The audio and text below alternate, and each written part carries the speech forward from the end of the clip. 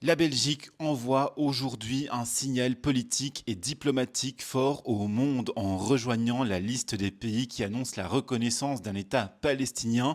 Ces mots sont ceux du Premier ministre Bart De Wever à la Convention des Nations Unies de New York. Je t'explique tout, mais d'abord abonne-toi. Le 12 septembre, l'ONU avait déjà adopté un texte, la déclaration de New York, plaidant pour la reconnaissance d'un État palestinien sous conditions et donc la solution à deux États. Cette semaine, les dirigeants du monde entier sont donc à nouveau réunis à New York pour débattre de la question et plusieurs grands pays ont annoncé la reconnaissance de la Palestine tels que la France, la Grande-Bretagne ou encore le Canada. Bart De Wever a donc engagé ce lundi la Belgique à reconnaître l'État palestinien, mais il insiste, pour lui, la reconnaissance d'un État palestinien ne peut pas être une récompense pour le Hamas. Il insiste également sur les conditions, la reconnaissance ne sera effective par la Belgique que lorsque le Hamas aura libéré tous les otages israéliens qu'il détient encore et que, je cite, toutes les organisations terroristes telles que le Hamas auront été éliminées de la gouvernance en Palestine. Maxime Prévost, le ministre des Affaires étrangères, parle lui d'une reconnaissance de fait et politique,